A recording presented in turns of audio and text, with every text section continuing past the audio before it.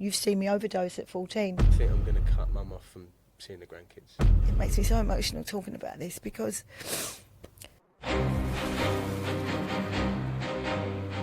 feel all the power of the lion in your heart. Welcome to the Call to Courage. Honest conversations about the small, quiet acts of courage that change people's lives.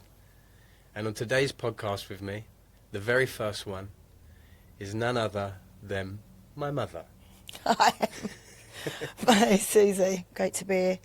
I really am just overwhelmed sitting here opposite you, doing this pod. I mean, mum, son, talking about my addiction, talking about my alcoholism, talking about the darkness into the light, the journey that I'm on, beyond my wildest dreams. I didn't think I'd even get this far.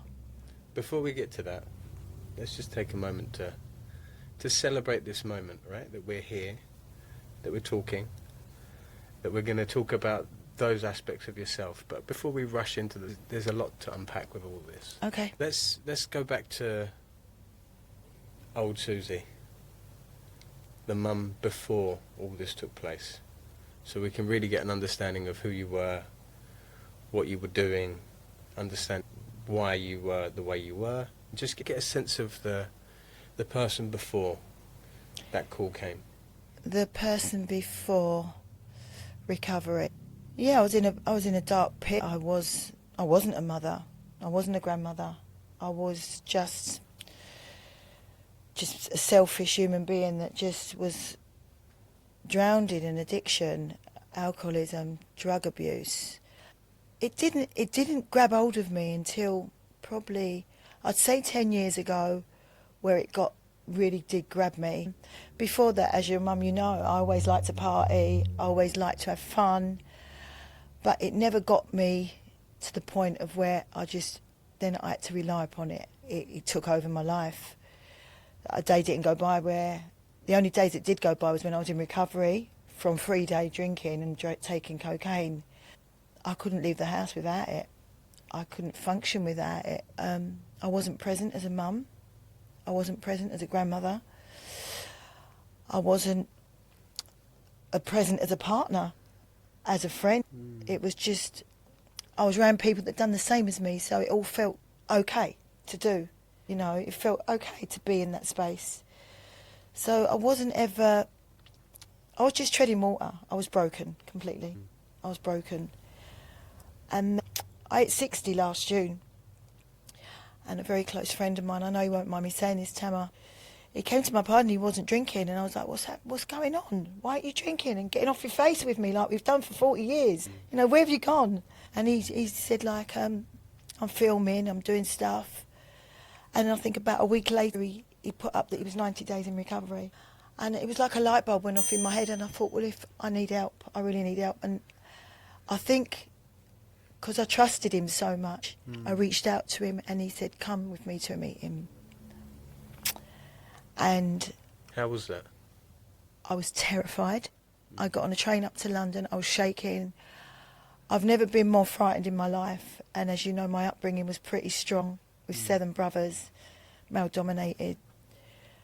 Fear wasn't meant to be said in my language, but this fear was deep within, and I was so frightened. What was it? I was frightened of admitting that I needed help, admitting that I was broken, admitting that I had to surrender, and I had to I was on my knees. I would actually drink for 2 or 3 days, take cocaine for 2 or 3 days, and then 2 days after that I'd want to die. So on a weekly basis, I considered suicide. Wow. Oh, it makes me so ashamed and so guilty that I had the shame inside me to feel that. In all that time, I didn't think about you. I didn't think about my children. I didn't think about my grandchildren. It makes me feel so ashamed that I got to that point. But Tama held my hand and we walked into my first AA meeting. And it's the most courageous step I've ever taken in my life. You know, just step in and be with people that understood me. Tamer was 90 days and he was picking up his chip, and the person doing the main chair didn't turn up, so they said, can you do the chair? And I've never seen my friend so more terrified than I did then. And I'm looking at him in what's going on here? Because all we did in our life that we known each other was party. Mm-hmm. We never knew the real Susie or the real, Tamer. And he opened his heart up, and I cried all the way through that meeting. Then he pointed his finger at me and he said, have you got something to say? And then I had to stand and say, I'm an alcoholic, I'm Susie alcoholic, and I'm an addict. And at that time, recovery talks about God a lot. It's a spiritual program. It's a God of your understanding. Yeah, I had a very high spiritual moment at that moment. I felt like something had been lifted from me.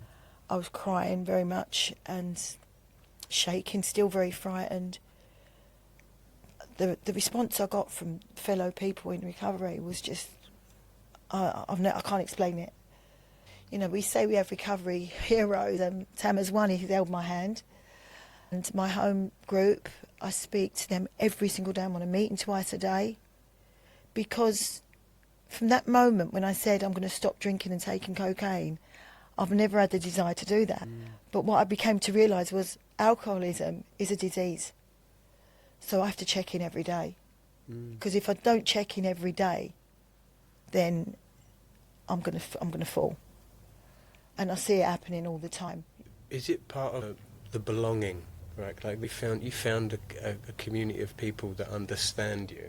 100%. That's keeping you, There's no judge when you go into these rooms. No one judges. You found your tribe. You found your people that understand you. And when you hear stories of people in recovery, and some of them are so heartbreaking, and so just you just in tears with people, and the strength you find from that, the strength you find from listening to their stories, and just even if you take a snippet out of it, and you take a snippet out of someone else's, it's like, wow. Yeah. I'm okay, because I was sick, and people need to realise it is an illness. Growing up, I grew up in Bermondsey of London, yeah. I was brought up in clubs, bars, restaurants all my life. It was what we'd done. Yeah. But it was just acceptable, I was given my first drink at 14 in my brother's pub, and believe me, we had fun times. It was fun times. I wasn't a drug addict, I wasn't an alcoholic. I just went out once a week with my mates on the lash, as we say, let's get lagging and all that. And we had fun. But when this disease grabs you, it really fucking grabs you.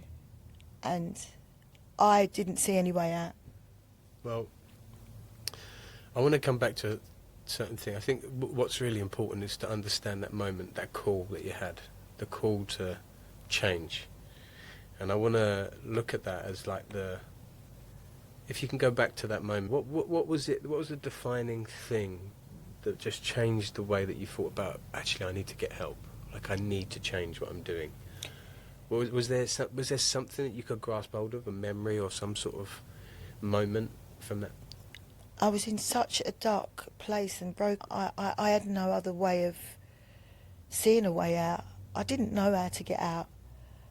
And I honestly, truly believe if I wasn't guided by someone I trusted, I don't know if I'd have walked into that room. So the help of having someone you trusted. I trusted Tamer so with what he was telling me that I wouldn't have done it on my own. Can I tell you what would have happened if you didn't do that? I'd be dead now. Well, before you'd be dead.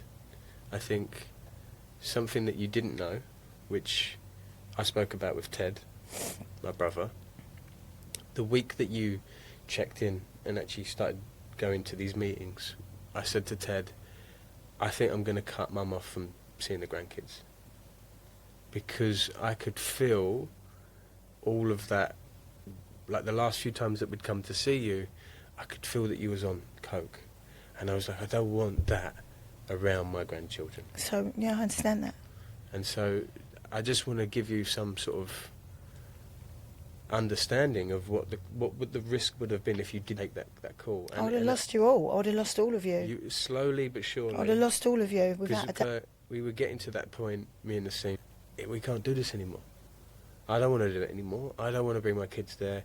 And all of a sudden, the energy, you can feel it when someone's on it. Of course. And seeing you pick up and having that energy, I was like, that has got to stop right now. I'm not having that in my life for my children. As their parent, that's my Yep. boundary. So I just want to put this to you and say, like, how would that have made you feel to know that if you didn't do what you did, you would have lost access to your grandchildren? Oh my God, I would have been, I don't know, I would have been broken. And I probably gone more in addiction. Probably took more to just bury it all, because that's what you do. You bury everything. You don't face your fears. You don't face your traumas. You just don't face life at all. And thank God that did happen, because that would have broke my heart. That would have completely finished me off if I'd have couldn't see my grandkids. And it would have been, do you think you would have taken it well? No, I wouldn't have, because that Susie then would have not taken it well. No, it would have been a lot of arguing, a lot of screaming and shouting, a lot of effing and fucking jeffing, whatever you want to say, because I wasn't present, Harry. I wasn't there, and I know that because I look at myself now. Yeah. I look at the change in me in a year. You know, we say in recovery, we can talk about it all we like. We can go to meetings, we can read, but we have to put everything into action. And that's what I try and do on a daily basis. I try and put things into action and work this program the best I can. I help in a recovery centre. I help people I just try and put something back. Yeah. To be honest, like, looking at it from the outside in now and seeing the progression that you've made now that you're 1 year sober, it's remarkable. And seeing how the doors have opened for you as you've done this process. So as you've just started to lean into becoming the person that you are now, the way that life has just started to open itself up to you, meeting the right people at the right time, having the right opportunity to present itself, and everything coming very easily, very gracefully. It's not always going to be that way. It's not always going to be smooth sailing, but No, because life still goes on, doesn't it? it's what is that you're being, there's definitely a sense that you're being rewarded for the work that you're doing, and you're aligning yourself to your highest potential, the highest version of yourself. So this person that was before then is down here. Now you're aligning to a better version of yourself. Things are just starting to happen because you're on the right path, and doors are starting to open. So I feel like it's been really just the evolution that we've been able to witness in the 12 months has brought me so much closer to you, to the point that we can actually do this. Yeah, this is the magic of recovery. This is a gift in itself. Yeah, it's right? a gift in itself. Yeah, this is the magic in recovery for me, to be able to sit and be totally honest with you about, and you be totally honest with me. It works both ways, because I've traumatised you in your life. Yeah. You know, you've seen me overdose at 14.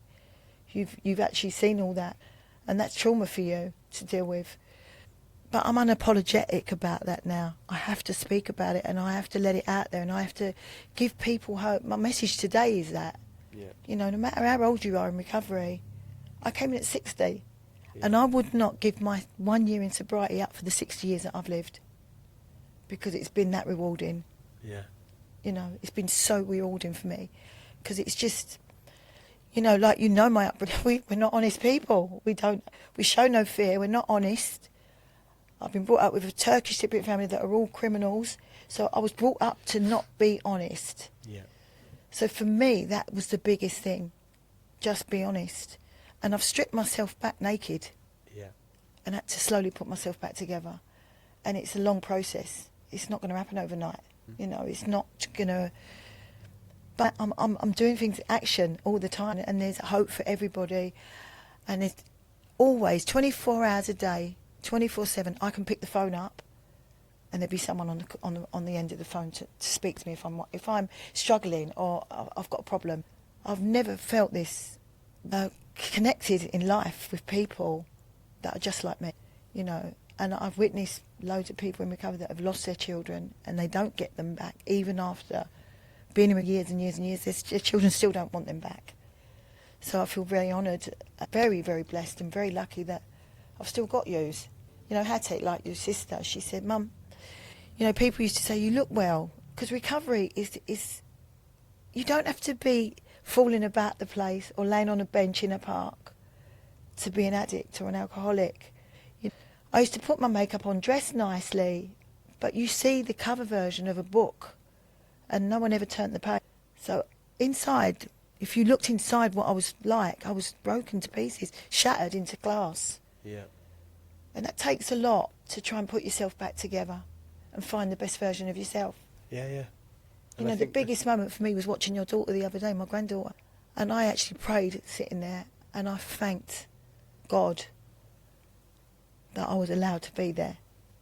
It makes me so emotional talking about this. You know, just watching her and my little grandson give her flowers. That's what you call gifts in life. That's what you call gifts. And if someone said, I'll give you £1 million not to be there, I'd tell them to shove it up their arse. And I really mean that. That's how much that moment meant to me. Just to be present for my grandchildren. You know, I had to break the chains of a lifetime of my father, his father, alcohol, mainly alcohol, and gambling, and all addictions that you can imagine. Yeah, I think we've been, particularly in our family, gambling's been probably the most destructive. Yeah, it has. Because it's such an invisible addiction. Like, Yeah. you can look so normal, you can be so functional. You can't even. It doesn't. You don't wear it the way that you might with alcohol or cocaine or stuff. It's not so visible, and that's what makes it so dangerous. And the thing about addiction, I think, particularly in our family, is because everyone had it. Yeah. It was normalised. It was just acceptable. And so, like, the general, and not just amongst our family, but amongst the people that were within our own community, society, everyone was doing everything. And so, when everyone is doing that, rather than it being like there's actually something fundamentally wrong with society on this level, it's just classed as normal. Yeah. And it's not until you step out and witness it from the outside in do you realise that everyone else is nuts and you're the one who's sane. But it takes courage to do that. I know, yeah. It takes a hell of a lot of courage to do that. And you know, and we all just think we have got courage. You know, oh, I can stand up for myself. I'm a strong... That's a load of bollocks. Courage is deep within to do the things you really don't want to do, that scare the shit out of you. No. But they don't have to be that. No, they don't. They don't. And that's what, you know... The more subtle point is just making a decision. And the decision that you're talking about there, which I think is the point, is when you're in an environment where everyone is doing it, the courageous thing is to not do it. Yeah. Because otherwise you're alienating yourself from your group. Your people. Your people. Right? Your people. So it just shows that actually environment is a big part of that. And now you understand why I took 10 years and left Bali for 10 years. Yeah, I get that. I had to pull myself out of there. Yeah, because I get that. it weren't going anywhere. For me, it was like, this is going to be even harder to do that, to step out of that, if I stay where I am. And so now you're here. Now you're on this path. You've been in Bali now for 6 months. And looking at the decision that you've made, how do you feel? Right now... It hasn't all been smooth. No. You know, recovery, especially like the first few months, you don't know what the fuck's happening to you. You haven't got a clue what's going on. You know, you go, you listen, you do the program, and slight changes start to happen. You really haven't got a fucking clue what's going on. So my head was in a I don't know what I was doing really, but I knew I had to be there. I knew that I had to keep going back. I was doing 2 meetings a day. I knew I had to be there because I started to feel better. Yeah. And it was just being able to speak about things, because again, silence is golden. No, it isn't. You need to speak about shit. Yeah. You know, you need to talk about this stuff. But I grew up not having to show my feelings. You know, you've been there, you've seen it. We don't show our feelings. We have to keep stum, as they say in South London. It's weakness. You know, but for me, it was like, just keep going back, just keep going back, just keep going back, because I knew, and I realised people started to pull away from me. Yeah. I stopped getting invited anywhere. But that's okay. I know I had to step out of it, because I can't be in a place with people that drink and take drugs anymore. I can't do it. I refuse to do it. I've got my boundaries now, you know, like you said yourself. My boundaries are, I don't want to be in them places anymore. So you lose a lot of people on your way through recovery. Yeah. You lose a hell of a lot of people, the people that just don't understand. And I've been, people have been said I've had a nervous breakdown, I've joined a cult, I'm a God worshipper. Do you know what? I don't give a fuck. I know what I'm doing for my family, mainly my children, my grandchildren. They are number one in my life. And I don't care what people think. That was my problem. I was a fucking people pleaser. And, I was a people pleaser. Yeah. A big nutty Auntie Susie. I'm always going to be nuts. We'll agree on that one, won't we? Yeah, I'm always going to be nuts. But that's part of my personality. I love it. I've got a fun childness about me. I love having fun. No, you have. I mean, And only when you had white wine, you was not fun to be No, around. I know, and I think all my kids will agree. I have got that funness about me, and it's just, I've just got to just carry on doing what I'm doing. Yeah. There is no. I was going to say something. I might not have it all, but you know what we say in Recovery Together, we have it all. Nice. And it's just a gradual thing. I will be doing this for the rest of my life. I will be in recovery for the rest of my life. It's something that you just come in for a year and go, I've got this sorted. Nah, I ain't that stupid. Do you know what I've noticed I've noticed that you've actually taken back your position in the constellation of our family as the mother. And what I mean by that is before I felt like I was your parent. Yeah, I get that. But now, because you've taken your responsibility and you're taking ownership of stuff, I now, for the first time since however long my life on this earth, I can honestly sit here and say I'm inspired by you. Oh, thank you, darling. And I mean, what I mean by that is that I actually now share with some of my friends, my men's group, that what you're doing is inspiring. Every conversation that you're having, every person that you're meeting, there's such a fire in you, there's such a passion in you that wants to share what you've gone through, that you're having an impact on people. And it's actually encouraged me to do the same. Like, I've been wanting to work with, I work with men and fathers and stuff like that, but seeing you in action doing it has made me want to do more and be more on the front foot with it and take the next step. And we're sitting here not because I chose to do this podcast, it was because you told me that you want me to do this for you. Right? And you listened. Yeah. That's great. No, it's not this. Oh, It's no, not that's the good. listening. No, That's really good. It's more of the fact that you've given me the courage to take that step, right? Because I'm like, okay, I need to do this, and you've gone, there's the door, and you've given me an opportunity to walk through it. Otherwise, it would have still been on the shelf for another 3, 6, 12 months. No, this is really important for me. It's important for you, but what was it? What you recognise? But I think I see that. I felt that you'd lost a bit of confidence in yourself, and I did witness that myself. I could feel it.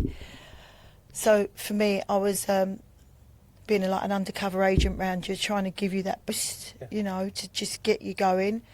And you have, your friends, they say, what you're doing now. I go, I'm an addict, I'm an alcoholic. I think when I first got here, your face was like, what is she doing? She's telling everyone she's in recovery.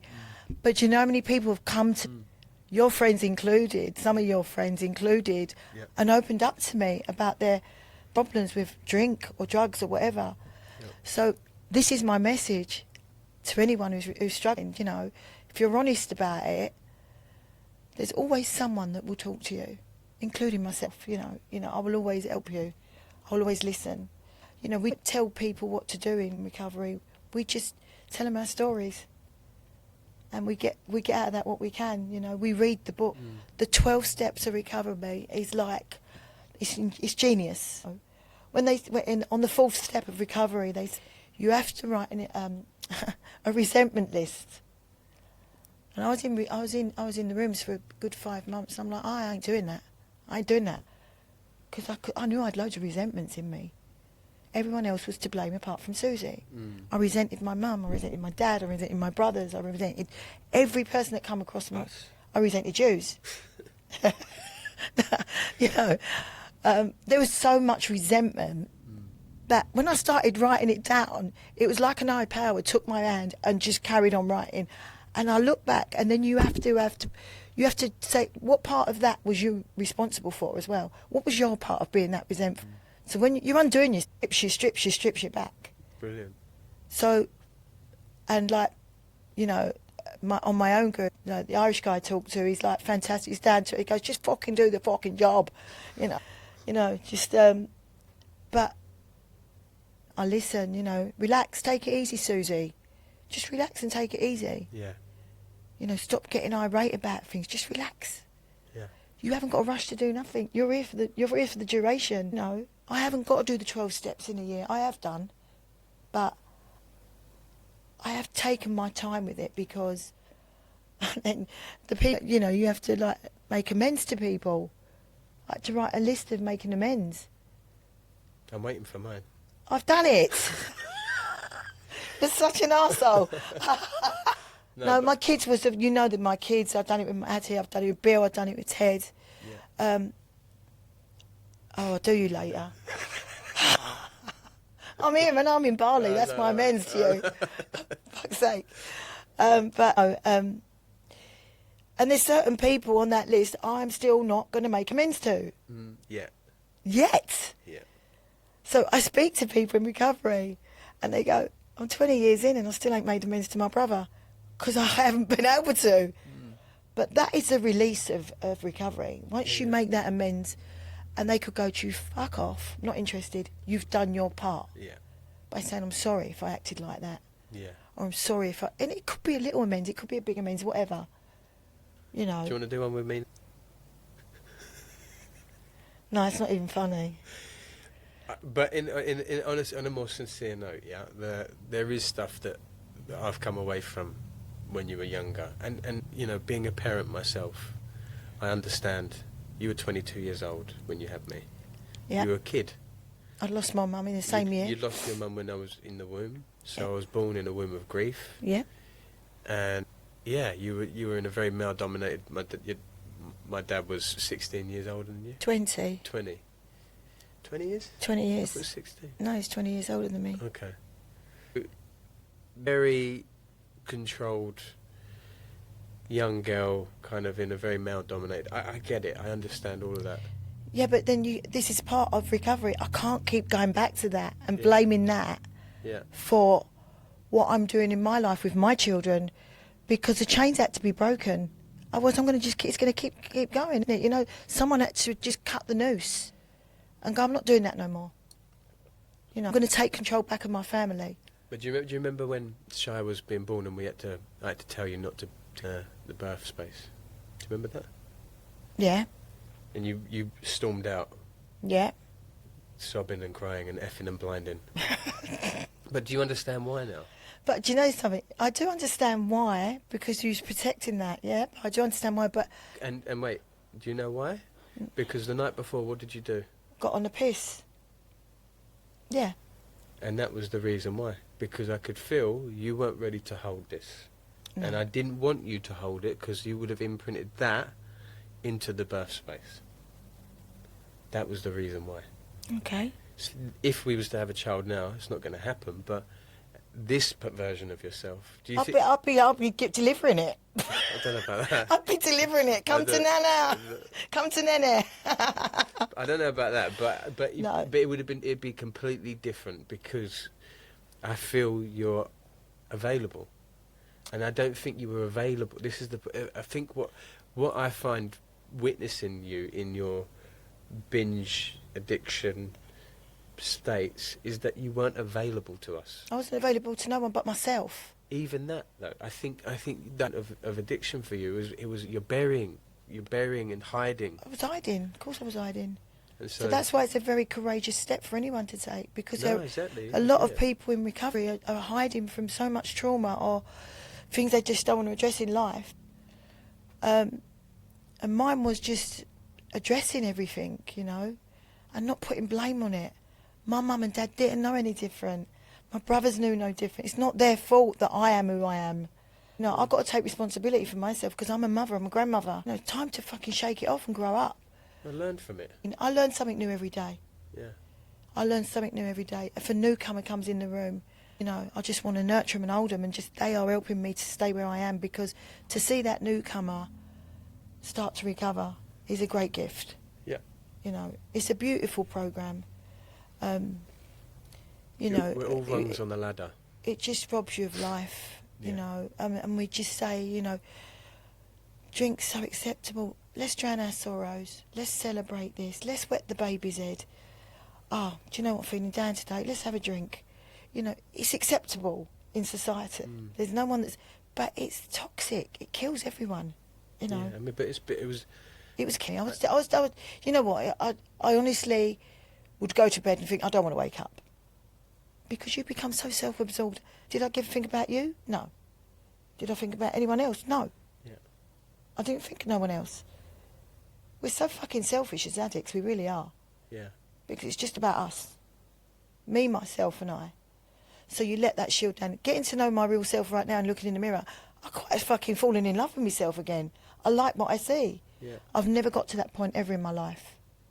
Yeah. That I like the version of myself, the best version I'm. And there's more to come, because I know I've got more to give. And it's because, you know, you've changed your environment, you've changed your culture, and therefore you've changed your identity. Yeah, I'm just... Because you stripped it all back. Like, you're not... So where you normally used to meet people would be in the bar or the club or now you're meeting them in the hall or...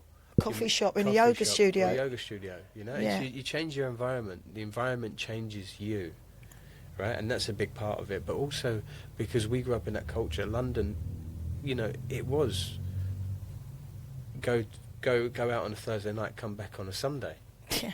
But you've done that yourself. I know. That's You what know, I'm saying. you've done that yourself. That's why You know, I had to change the. yeah, you had to change it. Change the environment, change the culture. You change the people, and that changes you, because you become.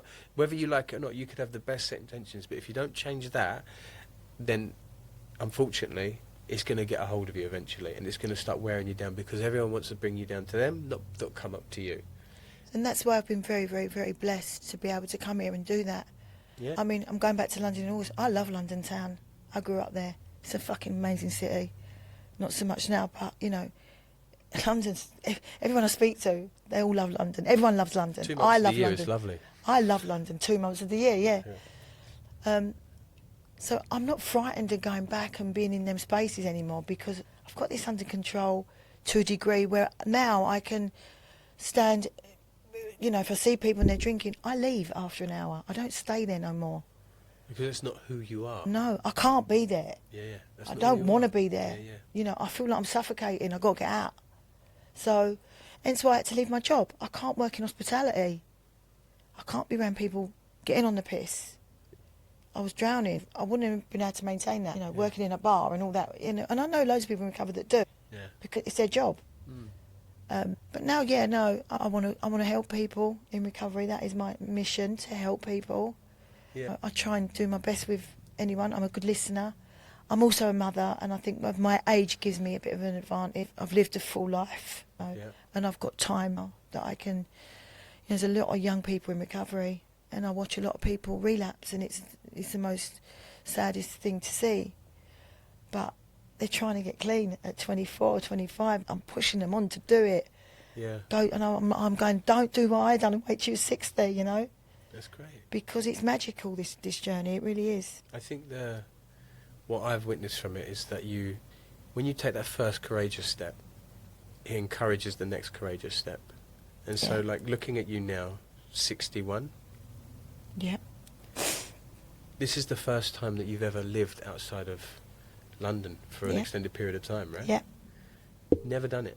No. Because Courage. courage, right? Courage. Because you first took that first step, and then you took the next step, and now you're on your own here as well, you know. I live on my own. Like, I because of love what's it. happened I with love John. it. No But- disrespect to you or anything, but I love No, living. I get it. I love living. You've had I've your- never lived on my own. Yeah. So I love it. For 61 years, you've never done it. So you're on your own. You're now in another country, in another culture, understanding another way of living. And Yeah. just what is inspiring, I think, for people that, particularly people that are in recovery and addiction, is to understand that when you take that first, you just have to take one step of courage. Yeah. And it can be the smallest step, but then it encourages the next step. Yeah, of course. And the next step, and the next step. 12 and the- steps are 12 steps, But yeah. even regardless of the 12 steps, just taking the next step, which I'm going to take action. I'm going to take responsibility. I'm going to share. I'm going to, admit about this.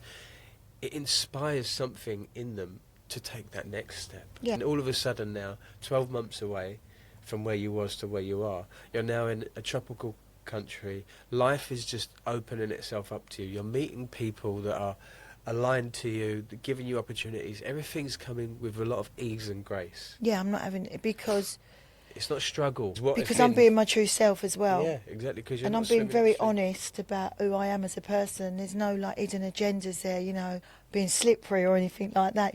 I'm just honest. Yeah. And being honest, like I said to you before, the amount of people that I'm being honest with, it opens up for them to be honest to me. And it's a knock-on effect. I think working with men, doing the men's work, the biggest transformation that you see in people is when they're really honest and share how they feel. It's the only way. That, for me, strip away everything else. If you can just do that one thing, that will change your life.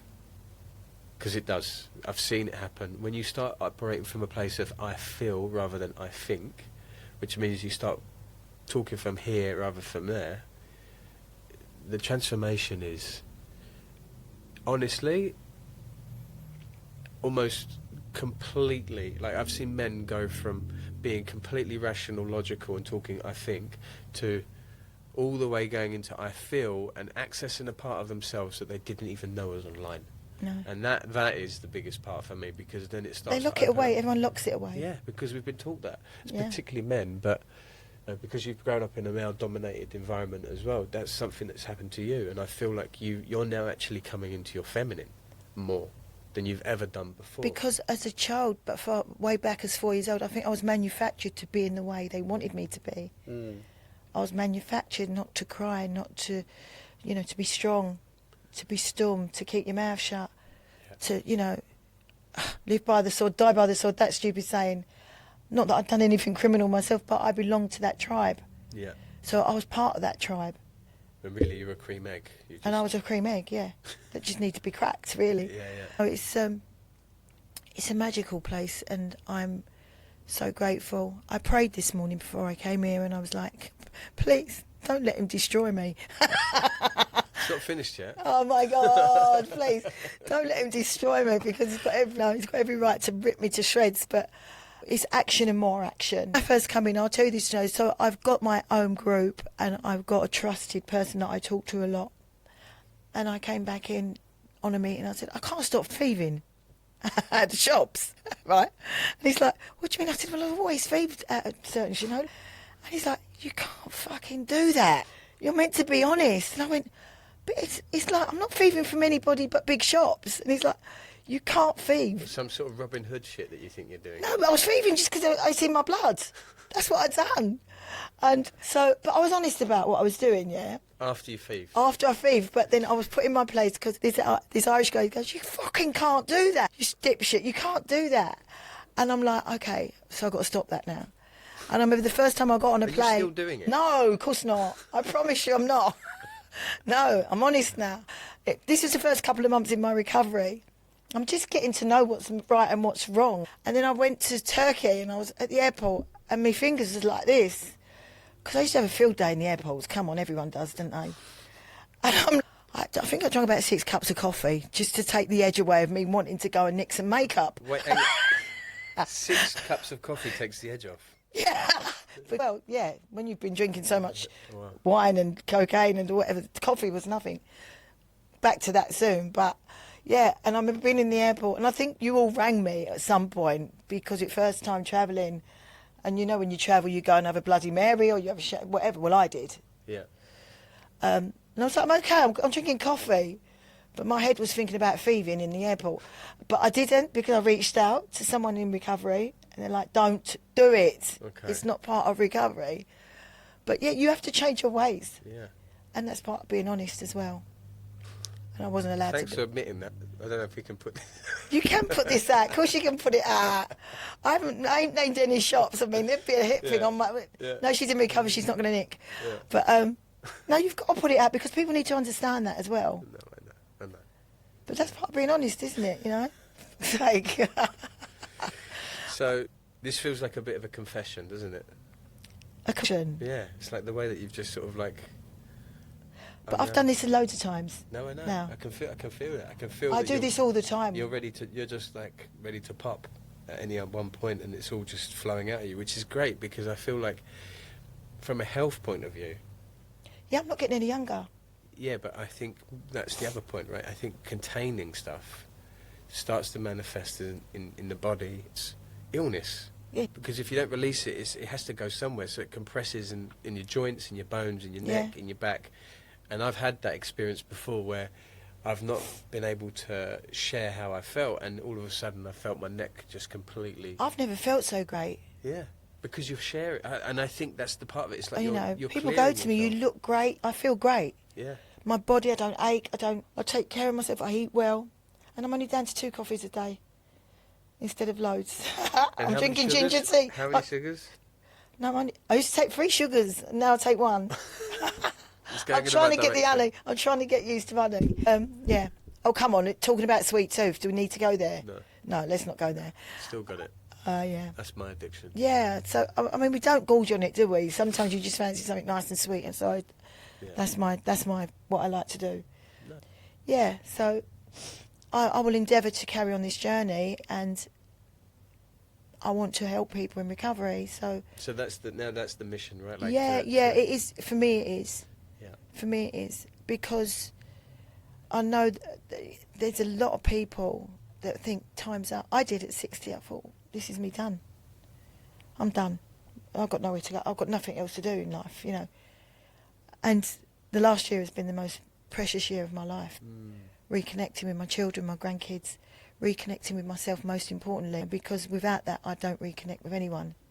So, and it's not been easy. There's been tears and tantrums along the way, and there's been heartache along the way.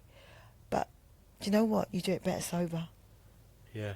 You think You clearer. deal with your problems so much better when you're sober and when you're clear-minded, and you can pick the phone up to one of your fellow friends and say, I'm having a really shit day. Talk to me about it. And there's no judgment. Yeah. There's no one judging you. I've been judged all my life for every step I've taken, and you know that. You know, if I put a step wrong, God. So with this now, I'm being unapologetically Susie, and that's who I am. I'm The real Susie, unapologetic. though, not the one. No, unapologetically me, the real me, Yeah. who I've just found after 6 years, 60 years. I've just found me. And there's a lot of growth still there, you know. Yeah, There's a lot just of growth. beginning. I'm just beginning, you know. I'm still annoying. I'm still, like, you know, I like to have fun. I create havoc wherever I go, but fun havoc. Because I do it with a laughing intention. Just finding my true self. You know, it's just something I never thought would ever happen to me. Amazing. Yeah. And it has a knock-on effect onto you, and my grandkids are going to grow up not knowing Nene, seeing me drunk, or, you know. I think that's the biggest blessing, honestly, because You know, I love my grandkids with all my heart. yeah, and you you're know. amazing with them, and that was probably the biggest challenge for me, was to have the courage to say, you know, what like I said was it was going to be a big step for me to say you're not going to have a contact. And I totally agree with you. I mean, it would have broken me, but and thank and God I a divine intervention come in and stop that from Right, happening. let's look at that, because I think it's a really interesting point, that at the same point of me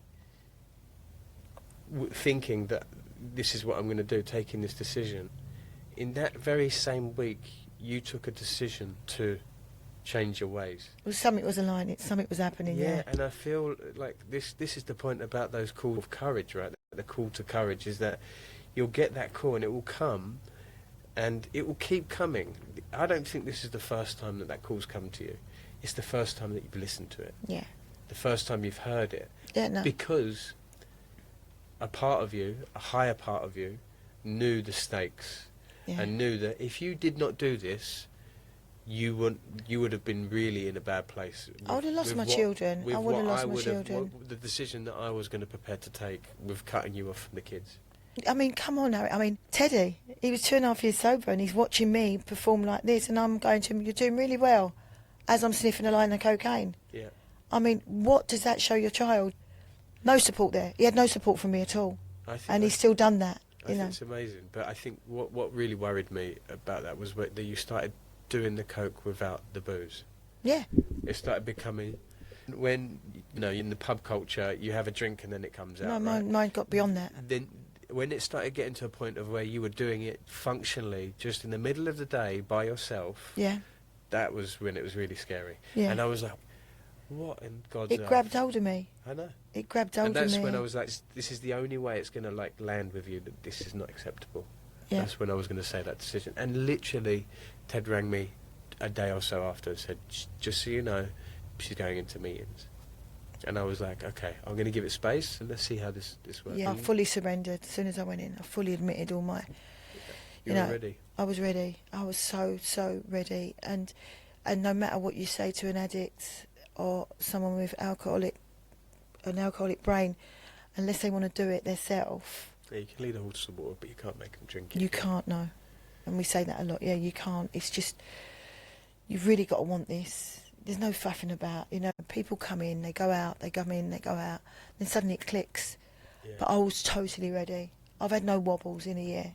That's great. I've had no wobbles in a year. You know I'm a strong mum. I'm a strong woman. I lost all of it. I became fucking shit. I became a pile of shit. And to get my strength back and my power back, just at that one moment sitting with Tamara in that meeting, I felt that I'd got it. Yeah. To say, no, that's it. Wow. Well, that's pretty powerful. Yeah, thank you for doing as you're told for a change. Doing as you're told. No, it's great. It's great to do this, and to start off on this chapter with you is an honour. And I think, yeah, it's been a real, for our relationship as well, it's been a real, to be able to speak this candidly in front of the camera, knowing full well that people are going to see this. I think it's going to be inspiring for people to see. Well, do you know what? This A is- mother and son sitting like this, where I was just about to lose you and my grandchildren, to look where we are today Yeah. through recovery. I mean, you have been the biggest source of my trauma. Yeah, I know. Okay, should we end on that note? But Should we end on that note? That's what I'm saying. Like, the fact that we can sit here and talk about it and be open about it, and yeah, it's uncomfortable, and yeah, there's still stuff that comes up, but I know I can talk to you about it now, and I Yeah, know of that course. I know that you've got the capacity to listen, because you do that for strangers. And even though some of it might touch a nerve, and I get it, and I understand there's a few flare-ups that we've had, but at least I could do that on the next one, yeah? yeah, but at least there's like there's definitely, I can feel that there's definitely room for you to have the capacity to understand, and that for me is like, okay, this works. This it's gonna Yeah. strengthen the relationship. Slowly, it does work, but I action. can feel you pent up when you thought I was going to go down there. I can feel you like you're thinking he's gonna go for me. Do you know, and I'm like, you're still a dickhead. Anyway, you're still a dickhead. You are still a dickhead. True that.